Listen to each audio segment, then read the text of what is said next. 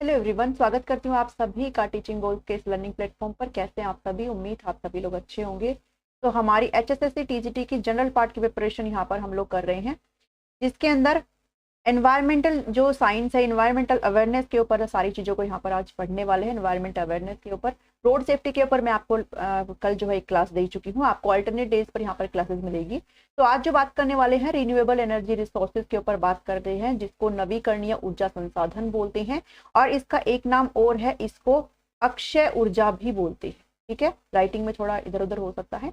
इसको अक्षय ऊर्जा भी बोलते हैं। जो कंटेंट यहाँ पर कवर करेंगे वो रिन्यूएबल एनर्जी होती क्या है, क्या रिसोर्सेज होते हैं, टाइप्स के बारे में बात करेंगे। ठीक है, कुछ 5-6 टाइप्स को यहाँ पर डिस्कस करेंगे। साथ ही एडवांटेज क्या होती है इसके और डिसएडवांटेज के ऊपर बात करेंगे। सारी चीजें जो कि आपकी मेजरली सिलेबस के अंदर दी गई है। ठीक है, कंटेंट की अगर बात करें तो आपके लिए ये बाइलिंगुअल कंटेंट यहाँ पर होने वाला है।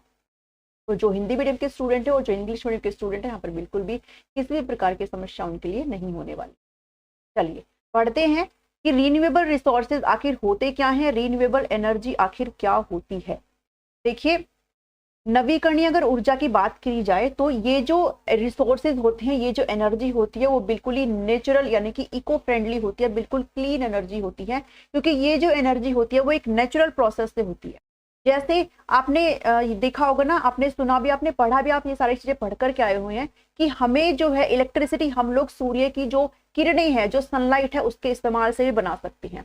तो क्या उससे किसी भी प्रकार का एनवायरमेंट को जो है नुकसान हो रहा है? नहीं हो रहा है, क्योंकि सारी चीजें हमें नेचर से मिल रही है और हमारे लिए बिल्कुल ही फ्रेंडली है। ठीक है, तो ऐसे रिसोर्सेज, ऐसे एनर्जी जो हमारे एनवायरमेंट को किसी भी प्रकार का कोई भी नुकसान यहाँ पर नहीं पहुंचा रही है, तो वो किसके अंदर काउंट होता है? वो आपकी रिन्यूएबल एनर्जी के अंदर आती है। ठीक है, नवीकरणीय ऊर्जा के अंदर ये सारी चीजें आती है।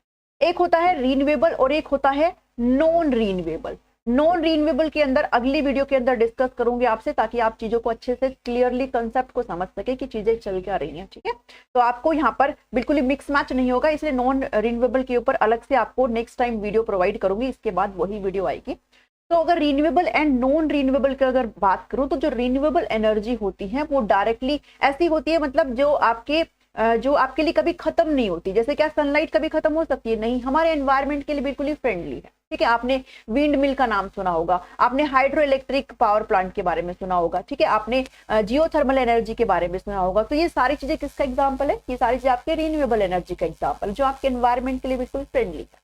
अगर वही दूसरी तरफ बात करी जाए नॉन रिन्यूएबल एनर्जी की, तो जो आप फोसिल फ्यूल्स का आपने नाम सुना होगा, जीवाश्म ईंधन। ठीक है, ये बहुत लंबी प्रोसेस होती है। कोल जो होता है, पेट्रोल जो होता है, ये सारी चीजें आपके लिए एक सीमित संसाधन होते हैं। ठीक है, और ये कहीं ना कहीं हमारे एनवायरमेंट को नुकसान पहुंचाते हैं। गाड़ी के अंदर पेट्रोल डलता है, गाड़ी जो है आपका जो व्हीकल होती है वो आपके लिए पोल्यूटेंट्स रिलीज करती है। ठीक है, कोई हानिकारक गैसेज रिलीज करती है, तो वो हमारे एनवायरमेंट के लिए खतरनाक है, डेंजरस है हमारे लिए। तो वो साइड नॉन रिन्यूएबल एनर्जीज के अंदर आती है।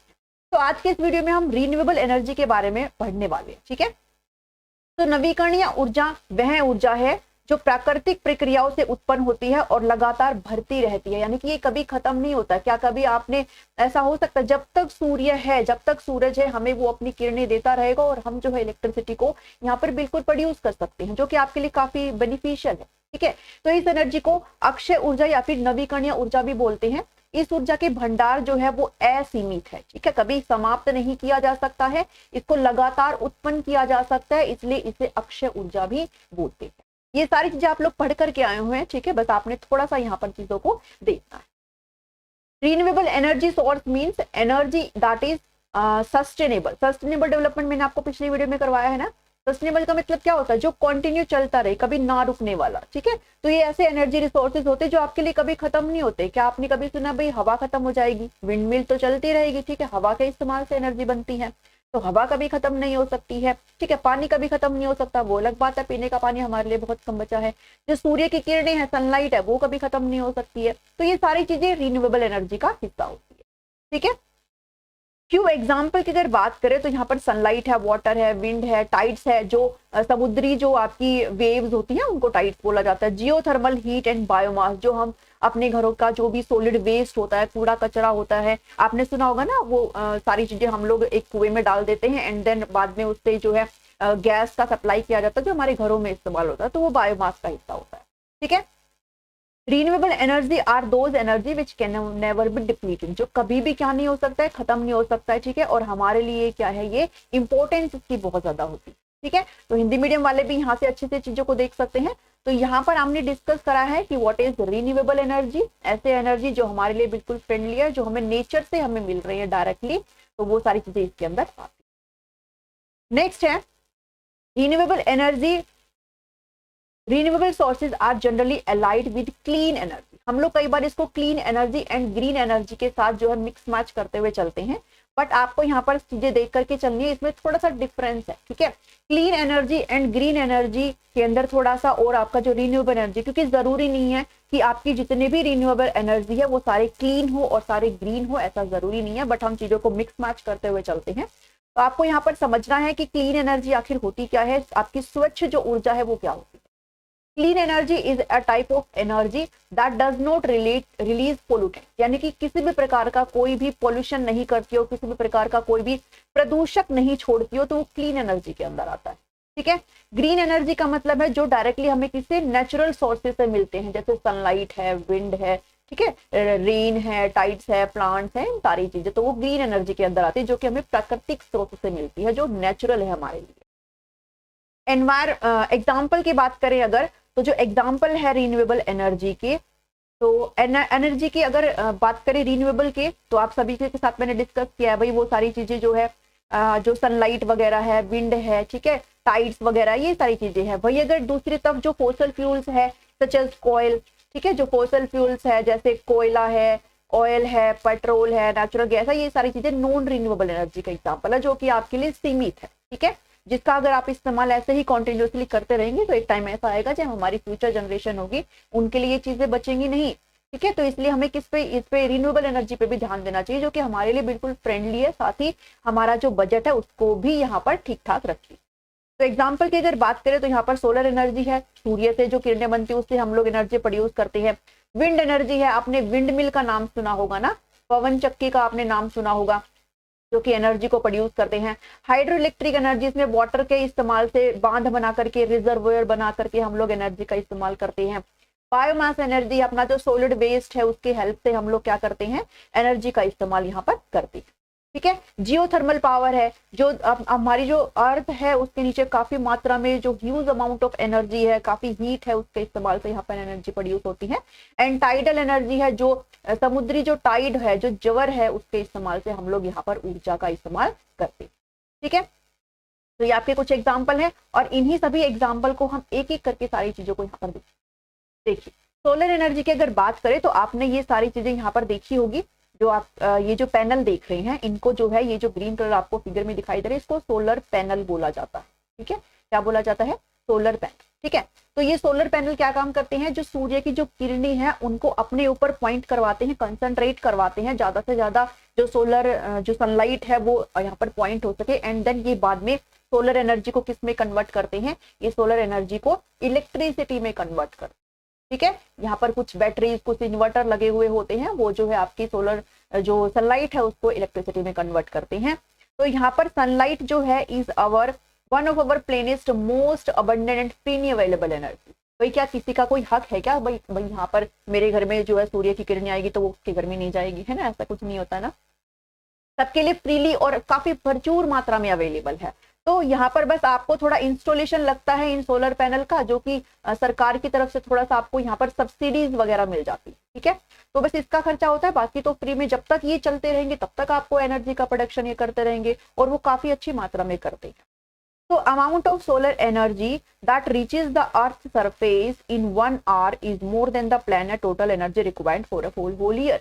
ये एक इसमें बहुत इंपॉर्टेंट पॉइंट लगता है कि जो प्लेनेट, जैसे अर्थ हमारा प्लेनेट एक ग्रह है, तो इस ग्रह के अंदर एक साल में जितनी अमाउंट ऑफ एनर्जी की हमें रिक्वायर्ड होती है, उससे कहीं ज्यादा एनर्जी जो सोलर एनर्जी है वो सन हमें दे सकता है, ठीक है। उससे कहीं ज्यादा एनर्जी 1 घंटे के अंदर दे सकता है। एक साल के अंदर किसी भी प्लेनेट को जितनी अमाउंट ऑफ एनर्जी की जरूरत होती है, उससे कहीं ज्यादा 1 घंटे के अंदर, ठीक है, 1 घंटे 1 hour के अंदर जो सूर्य है हमें अपनी ऊर्जा यहाँ पर प्रदान कर सकता है, ठीक है। तो एक बहुत बड़ी बात है यहाँ पर, और आज के टाइम में हम लोग एनर्जी के क्राइसिस से बहुत ज्यादा जूझ भी रहे हैं, ठीक है। बट डिपेंड करता है भी आपका टाइम क्या है, time of day and the season क्या है और आपका लोकेशन क्या है। बिकॉज जो सनलाइट है वो दिन के टाइम में आपको अच्छी मात्रा में मिलती है, काफी अच्छी क्वालिटीज में मिलती है, रात के टाइम में नहीं होती है। जैसे अगर कोई रेनी सीजन है, रेनी टाइम है, अगर बादल आए हुए हैं तो भी आपको सनलाइट नहीं मिलती है। तो अगर किसी चीज का एक प्लस पॉइंट है तो उसका एक नेगेटिव साइड भी होता है, ठीक है। तो एडवांटेज और डिसएडवांटेज आपको हर तरीके से मिलते हैं, जो हम आगे पढ़ेंगे सारी चीजें, ठीक है, रिन्यूएबल एनर्जी के। अब यहाँ पर वर्क कैसे करता है यहाँ पर सोलर पैनल, वो भी सारी चीजें देखेंगे। देखिए यहाँ पर ये है आपका सन, ठीक है, ये आपका सन है, एंड ये जो ग्रीन कलर का है ये आपके क्या है, सोलर पैनल। ये पैनल क्या करते हैं कि मैक्सिमम अमाउंट ऑफ सनलाइट को यहाँ पर ट्रैप करते हैं। उसके बाद यहाँ पर इन्वर्टर्स लगे हुए होते हैं, ठीक है। फिर जो सोलर जो सनलाइट है वो डीसी में कन्वर्ट होती है, देन डीसी से बाद में वो एसी करंट में जो है कन्वर्ट होती है, अल्टरनेटिंग करंट में कन्वर्ट होती है, देन बाद में वो घरों के अंदर क्या कर दी जाती है, सप्लाई कर दी जाती है, ठीक है। तो सोलर पैनल ऐसे काम करता है कि जो सोलर जो सनलाइट होती है उसको इलेक्ट्रिसिटी में कन्वर्ट करते हैं। और आपको ये सारी चीजें अपने आस पड़ोस में लगी हुई दिख जाएंगे। आजकल तो जो फार्मर्स है, जो किसान है, वो भी इसकी अच्छी मात्रा में यूज कर रहे हैं, क्योंकि कहीं ना कहीं बेनिफिशियल है चीजें सारी। नेक्स्ट जो चीज है वो है पवन ऊर्जा, यानी कि विंड एनर्जी। आपको जो यहाँ पे डायग्राम में दिखाई दे रहा है, ये अगर आपको यहाँ पर दिख रहा है तो ये जो आपको है, मैं फिगर के थ्रू थोड़ा बड़ा करके बना, ऐसे है थोड़ा सा, है ना, ये टावर है, एंड देन बाद में ये कुछ ब्लेड टाइप है, ठीक है। तो ये क्या है आपका, इनको बोला जाता है पवन चक्की, ठीक है, विंड मिल, पवन चक्की, थोड़ा राइटिंग में हो सकता है, विंड मिल इसको बोला जाता है, ठीक है। ये क्या करते हैं, जैसे हवा चलती है, अब जरूरी नहीं है कोई एक स्पेसिफिक एरिया हो जहां पर ये चीजें लगाई जा सकती है, विंड मिल लगाई जा सकती है। आप कहीं पर भी किसी भी लोकेशन में विंड मिल का इस्तेमाल कर सकते हैं। ये अच्छी क्वालिटी, अच्छी अमाउंट में आपको यहाँ पर इलेक्ट्रिसिटी जो है प्रोड्यूस करके देते हैं। तो ये जो आपके यहाँ पर ये जो ब्लेड्स हैं, जैसे हवा चलती है तो ये ब्लेड्स मूव करते हैं, देन बाद में यहाँ पर एक जो है जनरेटर इससे कनेक्ट होता है, और ये जो जनरेटर है वो बाद में इलेक्ट्रिसिटी को प्रोड्यूस करता है, एनर्जी को यहाँ पर प्रोड्यूस करता है, ठीक है। तो ये वर्क है इसका कि ये ऐसे क्या करता है, काम करता है। विंड भी प्लेंटीफुल सोर्स होता है क्लीन एनर्जी का। भाई ऐसा तो नहीं है ना कि विंड हवा की कमी है, हवा भी काफी अधिक मात्रा में होती है और आप इजीली इसको अवेल कर सकते हो। तो electricity from wind energy turbines का यूज किया जाता है, जिससे जनरेटर को ड्राइव किया जाता है, एंड देन बाद में इलेक्ट्रिसिटी जो है आपको सप्लाई की जाती है, ठीक है। तो यहाँ पर इसका भी वर्किंग आपको नीचे मैंने दिखाया है अच्छे से। How does a wind turbine work, कैसे वर्क करता है। तो ये जो है आपका इधर जो ये आपके ब्लेड्स है, ठीक है, इनको ब्लेड्स बोलते हैं। ये जो आप इधर ऐसे पंखे टाइप से ऐसे दिखाई दे रहा है, इनको ब्लेड्स बोलते हैं, ठीक है। ये ब्लेड्स जैसे मूव करते हैं वैसे वैसे जो यहाँ पर आपका ये जनरेटर लगा हुआ होता है, ये जो जनरेटर है वो मूव करता है, वो काम करता है, एंड देन बाद में इलेक्ट्रिसिटी का प्रोडक्शन यहाँ पर होता है, जो कि आपको बाद में सप्लाई किया, ठीक है। तो ऐसे यहाँ पर वर्क करता है। तो हवा से ही बन रही है, तो कितना आपके लिए फ्रेंडली है सारी चीजें, ठीक है। नेक्स्ट चीज है, नेक्स्ट चीज अगर यहाँ पर हम देखें तो आपके पास यहाँ पर फिर हाइड्रो इलेक्ट्रिसिटी, हाइड्रो एनर्जी यहाँ पर है।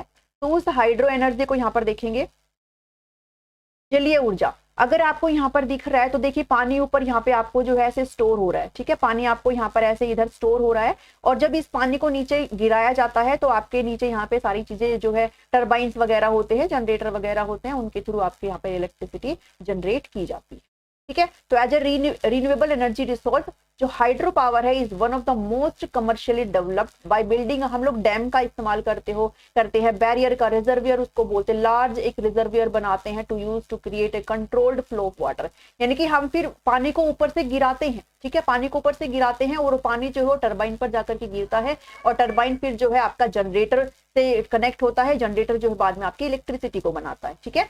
तो जलीय या फिर पन बिजली ऊर्जा इसको बोलते हैं। बड़े जलाशयों पर बांध बनाकर पानी के नियंत्रित प्रवाह को टरबाइन पर गिराया जाता है, ठीक है, और उससे बिजली पैदा की जाती है। यह ऊर्जा स्रोत सौर या पवन ऊर्जा की तुलना में अधिक विश्वसनीय होता है, यानी कि उनसे जो आपकी सोलर है और जो आपकी विंड एनर्जी है उससे कहीं ज्यादा ये क्या होता है, रिलायबल माना जाता है। यहाँ पर अगर वर्किंग की बात करें तो देखो यहाँ पे आपको वर्किंग दिया गया है, यहाँ पे आपका पानी आ रहा है, ये आपका सारा पानी आ रहा है, तो जैसे आप यहाँ पर जाओगे तो ये आपका क्या है, टरबाइन लगा हुआ है, ठीक है, ये आपका टरबाइन लगा हुआ है। जैसे जैसे आपका टरबाइन मूव करेगा वैसे वैसे आपका जनरेटर जो है वो करेगा क्या, इलेक्ट्रिसिटी में सारी चीजों को कन्वर्ट करेगा। इसलिए इसको हाइड्रो इलेक्ट्रिक, यानी कि पानी का इस्तेमाल आप लोग कर रहे हो ना, तो पानी का इस्तेमाल कर रहे हो इसलिए आपको हाइड्रो इलेक्ट्रिक पावर सिस्टम भी बोलते हैं, ठीक है, हाइड्रो इलेक्ट्रिक एनर्जी को बोलते हैं। नेक्स्ट आ जाती है टाइडल एनर्जी आ जाती है। टाइडल एनर्जी का मतलब होता है कि आप जो समुद्री जो वेव आप यहाँ पर देख पा रहे हो, इनके इस्तेमाल से यहाँ पर टरबाइन ही लगे होते हैं, इसमें भी टरबाइन जो है मूव करता है, जनरेटर फिर इलेक्ट्रिसिटी को कन्वर्ट करता है। तो इसका जो है यहाँ पर मैं आपको दिखा देती हूँ, जो इसका वर्किंग है उसको समझ लीजिए। This is another form of hydro energy that uses, जो मतलब ये भी है कि क्या टरबाइन उसका जो है यहाँ पर भी आपको टरबाइन देखने को मिलेंगे, ठीक है। टरबाइन लगे हुए होते हैं नीचे पानी के अंदर, जैसे जैसे पानी टरबाइन को इधर मूव करता है वैसे वैसे आपका जनरेटर जो है वो मूव करता रहता है, वो वर्किंग करता है और आपकी इलेक्ट्रिसिटी यहाँ पे क्या होती रहती है, प्रोड्यूस होती रहती है, ठीक है। तो ज्वारीय ऊर्जा ये भी पन बिजली का दूसरा रूप ही होता है, ठीक है, लेकिन इसमें ज्वारीय धाराओं का इस्तेमाल किया। वहां पर तो आपको बांध बना करके पानी को नीचे लाया जाता था, कंट्रोल्ड फ्लो ऑफ वाटर को नीचे लाया जा रहा था, बट यहाँ पे जो आपकी समुद्री जो वेव है, जो ज्वारीय धाराएं हैं, उनका यहाँ पर इस्तेमाल किया जा रहा है। वर्किंग की अगर बात करें तो यहाँ पर कैसे वर्क करती है ये, तो देखिए यहाँ पर आप इधर देख पा रहे हैं, ये आपका क्या है, टरबाइन, ठीक है। पॉइंट नंबर 1 है यहाँ पे, यहाँ से आपका पानी का इंटेक हो रहा है, यहाँ पे पानी जो वापस आ रहा है, तो जब पानी इधर से जाएगा एक जो स्ट्रॉन्ग वेव आएगी वो इसको हिलाएगी, ठीक है। और जैसे जैसे ये मूव करेगा ऊपर आपका ये जो है जनरेटर है, जनरेटर आपका फिर क्या करेगा, इलेक्ट्रिसिटी को प्रोड्यूस करेगा, जो कि बाद में आपको केबल के थ्रू आपको जो है सारी चीजें यहाँ पर इलेक्ट्रिसिटी सप्लाई करी जाएगी, ठीक है। समझ में आ रहा है आई थिंक आप सभी को। जियोथर्मल एनर्जी की बात करते हैं, भूतापीय ऊर्जा इसको बोलते हैं जियोथर्मल। नेचुरल जो हीट होती है बिलो द अर्थ सरफेस, भाई आपकी जो अर्थ है उसके अंदर आप सभी को पता है बहुत सारी अमाउंट में ऊष्मा है, हीट है, इसका इस्तेमाल यहाँ पर एनर्जी को क्रिएट करने के लिए किया जाता है, इसलिए इसको जियोथर्मल एनर्जी बोलते हैं, जो कि आपको इलेक्ट्रिसिटी के या फिर डायरेक्टली होम को हीट करने के लिए यहाँ पर यूज किया जाता है। ग्रह के केंद्र में, ठीक है, बिल्कुल सेंटर में चट्टानों में रेडियोधर्मी कणों के धीमी गति से क्षय होने के कारण पृथ्वी का जो कोर है वो सूरज की तरह ही गर्म है, यानी कि इतना ही आपको हीट देता है जितना सूरज देता है, ठीक है। पृथ्वी की सतह के नीचे की इसी प्राकृतिक गर्मी का इस्तेमाल करके भूतापीय ऊर्जा से बिजली उत्पन्न की जाती है। तो जो हिंदी मीडियम के स्टूडेंट है वो भी यहाँ पर अच्छे से देख सकते हैं, ठीक है। नेक्स्ट पे बढ़ते हैं,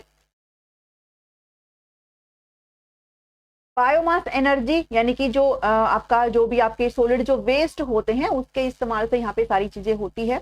तो जो भी आपके घरों में वेस्ट होते हैं उनके इस्तेमाल से, जैसे बायोगैस वगैरह, इन सारी चीजों के जो भी आपके प्लांट है, मटेरियल, ठीक है, जितने भी आपके सॉलिड वेस्ट हैं उनसे आपकी इलेक्ट्रिसिटी यहाँ पर जो है जनरेट करी जाती है। और ये सारी चीजें भी आपने अच्छे से पढ़ा हुआ है जब आप अपनी क्लासेस में, पहले क्लासेस में पढ़ के गए, जब छोटे क्लासेस से हम ये सारी चीजें पढ़ना स्टार्ट कर देते हैं, ठीक है। जैसे बायोमास है, involves burning organic materials to produce electricity. Nowadays this is much cleaner, more energy efficient process है, जिसे हम एग्रीकल्चर, इंडस्ट्रियल, डोमेस्टिक वेस्ट या जो भी सॉलिड लिक्विड है उससे हम क्या करते रहते हैं, एक फ्यूल का इस्तेमाल यहाँ पर हम लोग कर सकते हैं, ठीक है। जैसे मैंने आपको बताया ना, आपके घरे का जो भी वेस्ट होता है, सॉलिड वेस्ट, हम उसको एक कुएं में डाल देते हैं एंड देन काफी टाइम के बाद वहां से फिर गैस रिलीज होती है, जो कि आपके किचन तक, आपके घरों तक उनको क्या करी जाती है, सप्लाई करी जाती है, ठीक है। तो वो इस चीज का हिस्सा है, जो कि आपके घरों में जो भी कचरा है उसको तो हटा ही रहा है, साथ ही आपको जो है गैस भी प्रोवाइड कर रहा है, जिससे आपके घर का काम चल जाता है। तो नेक्स्ट जो आपके टॉपिक में दिया गया है वो है advantage and disadvantage. Advantage of renewable source of energy, ऊर्जा के नवीनीकरणीय स्रोतों के लाभ क्या है। देखिए अगर किसी भी चीज के अगर लाभ है तो उसके ना डिसएडवांटेज भी होते हैं। जैसे आप समझ जाएंगे, जो रिन्यूएबल एनर्जी सोर्स होते हैं can never run out because these resources are continuously filled by nature. क्या कभी जो सनलाइट है वो खत्म हो सकती है? क्या कभी वेव जो है, हवा जो है, क्या वो कभी खत्म हो सकती है? क्या कभी जो टाइड्स है वो खत्म हो सकती है? नहीं हो सकती ना। ये कभी कभी मतलब लिमिट से बाहर नहीं जा सकती, वो हमारे लिए असीमित है, हमारे लिए पर्याप्त भंडार है इस चीज का।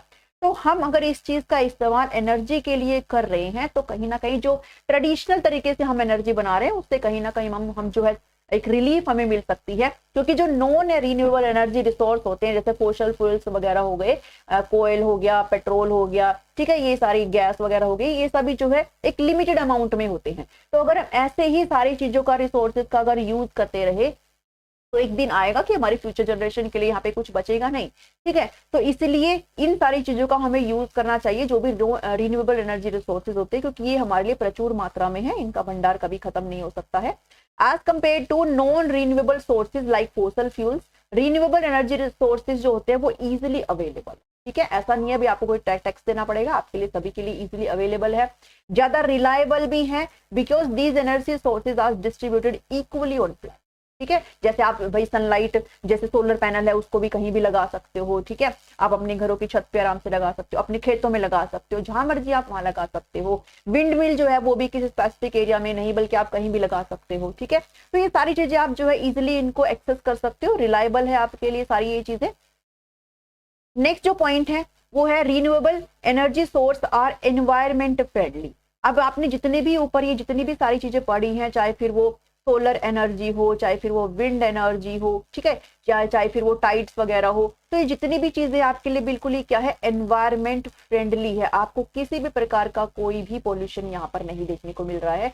तो हम सारी चीजें कर किसके लिए रहे हैं भाई, एनवायरमेंट हम पढ़ रहे हैं, ईवीएस अगर हम पढ़ रहे हैं तो एनवायरमेंट के लिए तो पढ़ रहे हैं सारी चीजें, ठीक है। तो एनवायरमेंट फ्रेंडली है ये सारी चीजें। जबकि जो रिन्यूएबल एनर्जी रिसोर्सेज होते हैं, जब हम कोयले को जलाते हैं तो हमें हानिकारक जो गैसेज रिलीज होती है, पेट्रोल जब यूज होता है तो भी हानिकारक गैसेज यहाँ पर रिलीज होती हैं, तो ये सारी चीजें यहाँ पर होती है, ठीक है। तो क्योंकि ये सारे एमिट करते हैं हार्मफुल गैसेज और पोल्यूटेंट्स को, तो जो कि आपका जो भी ओजोन लेयर है एनवायरमेंट की उसके लिए बहुत खतरनाक है, आपकी ओजोन लेयर है वो डिप्लीशन की तरफ है, उसमें छेद भी हो गया है, जो कि हमारे लिए बहुत हानिकारक होने वाली है आने के टाइम में, अभी भी हो रही है। तो ये कहीं ना कहीं इससे जो रिन्यूएबल एनर्जी रिसोर्सेज है वो इस चीज से हमें छुटकारा दिलाते हैं, ठीक है। तो ये एक बेनिफिशियल है, एक बेनिफिट है इस चीज का। नेक्स्ट है जो नंबर 4th पॉइंट है आपका, renewable sources require less maintenance. इनको जो है आपको मेंटेन करने की इतनी जरूरत नहीं होती है, जबकि अगर आप नॉन रिन्यूएबल एनर्जी रिसोर्सेज की बात करें तो आपको मेंटेनेंस की काफी जरूरत पड़ती है। आपको बस रिन्यूएबल जो सोर्सेज इनका जो इनिशियल कॉस्ट है बस वो आपके लिए हाई हो जाता है। जैसे अगर आप सोलर पैनल लगाना चाहते हो तो आपको शुरुआत में बस उनको इंस्टॉल करना होता है। हालांकि गवर्नमेंट ने आपको जो है यहाँ पर सब्सिडीज भी प्रोवाइड कर रखी है, गवर्नमेंट चाहती है भी आप इस चीज का यूज करें, तो सब्सिडीज वगैरह मिल जाती है, बस आपको एक बार उन्हें इंस्टॉल करना होता है। Once they are install you can benefit from them for lifetime, और जब तक आप उस चीज का फायदा उठाना चाहते हो आप उठा सकते हो, ठीक है। तो ये कुछ क्या है, ये कुछ बेनिफिट्स है इस चीज के। अब अगर किसी चीज के प्लस पॉइंट होते हैं तो उसके नेगेटिव पॉइंट भी होते हैं, तो कुछ डिसएडवांटेज होते हैं नॉन रिन्यूएबल रिसोर्सेज के, वो ऊर्जा के नवीकरणीय स्रोतों के नुकसान के बारे में पढ़ेंगे। सबसे पहला जो है वो है कि जो रिन्यूएबल एनर्जी के जो सोर्सेज होते हैं that are not available round the clock, मतलब कि डिपेंड करता है, जैसे आपके सनलाइट है, ठीक है, सनलाइट है आपके दिन में अलग अमाउंट में मिलती है, जो नाइट है रात के टाइम में अलग, अगर कोई क्लाउडी मौसम है, वेदर अगर चेंज हो गया, डिपेंड करता है आपका लोकेशन क्या है, ठीक है। विंटर के टाइम में आपको सनलाइट इतनी देखने को नहीं मिलती है, तो यहाँ पर ये डिपेंड करता है। इसका एक ड्रॉबैक ये है कि आपको ये डिपेंड करता है आपका वेदर कैसा है, ठीक है, विंड मिल के केस में भी। तो ये सारी चीजें हैं कि आपको एक पर्टिकुलर फिक्स टाइम में सारी चीजें यहाँ पर अवेल नहीं होती है। नेक्स्ट जो है एफिशिएंसी की बात यहाँ पर कर रही है, दक्षता की बात हो रही है कि जो एफिशिएंसी है रिन्यूएबल एनर्जी की वो लो है, ठीक है, लो है, because every type of energy को एक पर्टिकुलर टाइप ऑफ टेक्नोलॉजी की जरूरत होती है, जो कहीं ना कहीं जो नॉन रिन्यूएबल यानी कि जो ट्रेडिशनल एनर्जी के जो रिसोर्स जो डिवाइसेज है वो कहीं ना कहीं ज्यादा एफिशिएंट होते हैं as compare to renewable energy resource, ठीक है। तो यहाँ पर सेकेंड पॉइंट में एफिशिएंसी की बात करी गई है। नेक्स्ट जो पॉइंट है स्टोरेज की बात कर रहे हैं यहाँ पर कि आप स्टोर कैसे करते हो। The storage cost of renewable energy is very high. आप जब स्टोर करते हो तो इसकी कॉस्ट आपको काफी पड़ जाती है। It require a lot of space, और साथ ही साथ इंस्टॉलेशन के लिए भी आपको काफी स्पेस की जरूरत पड़ती है, ठीक है। मैं जब मेरे यहाँ भी काफी सोलर पैनल लगे हुए हैं तो यहाँ पे काफी स्पेस की जरूरत पड़ जाती है, और साथ ही जब आप स्टोरेज की बात करते हो तो उसमें थोड़ा सा समस्या आती है। तो ये डिसएडवांटेज की भंडारण में यहाँ पर समस्या आपको देखने को मिलती है। And one disadvantage of renewable energy is that it is difficult to generate quantities of electricity that are as large as those produced by fossil fuels। यानी कि ये बात है कि जो क्वांटिटी है, जो प्रोडक्शन है, वो कहीं ना कहीं आप जो ट्रेडिशनल तरीके से जो आप बिजली का उत्पादन कर रहे हो, ट्रेडिशनल तरीके से जो फॉसिल फ्यूल्स की यहाँ पर बात हो रही है, जो यहाँ पर एनर्जी प्रोड्यूस हो रही है, वो कहीं ना कहीं ज्यादा है, मोर है एज कंपेयर टू आपका रिन्यूएबल एनर्जी रिसोर्स, ठीक है। तो ये कुछ आपके डिसएडवांटेज थे। अगर किसी के प्लस पॉइंट होते हैं तो उसके नेगेटिव पॉइंट भी होते हैं। ऐसे ही हम जो है नॉन रिन्यूएबल एनर्जी जो रिसोर्स है नॉन रिन्यूएबल के, उनके भी बारे में नेक्स्ट वीडियो में बात करेंगे। तो आपके लिए आज की इस वीडियो में इतना ही था। वीडियो पसंद आया है तो भाई लाइक कर दो, इसको सभी के साथ शेयर कर दो, ठीक है, और चैनल पर नए हो तो सब्सक्राइब कर लीजिए। नेक्स्ट वीडियो में आपके साथ मैं जो है नॉन रिन्यूएबल के बारे में बात करूंगी। और रही बात पीडीएफ की, तो जिन्होंने भी एक्सेस लिया है उनको ये वाला पीडीएफ जो है इस वीडियो के जस्ट बाद ऑटोमेटिक ऐड हो जाएगा। तो बहुत सारे कैंडिडेट है जिन्होंने पीडीएफ का एक्सेस लिया है, बट वो बोलते हैं कि सारे नहीं है, सारे नहीं है। मैंने आपको संडे की लाइव में साफ बोला था कि जैसे जैसे आपको यूट्यूब पे वीडियोस आते जाएंगे वैसे वैसे आपके जो पीडीएफ है वो मैं ऐड करती जाऊँ, ठीक है, ड्राइव सेक्शन के। और जो लेना चाहते हैं वो आप व्हाट्सएप करके ले सकते हैं, मैंने आपको टेलीग्राम पर नंबर प्रोवाइड किया हुआ है। चलिए मिलती हूँ नेक्स्ट वीडियो में। आई होप कि आपको सारी चीजें यहाँ पर क्लियर हो रही हैं। थोड़ा सा ये मेरे लिए थोड़ा सा सेटअप थोड़ा नया है, हो सकता है थोड़ा उसमें मुझे समस्या आ रही है थोड़ी सी। तो मिलती हूँ नेक्स्ट वीडियो में। Thank you, thanks for watching.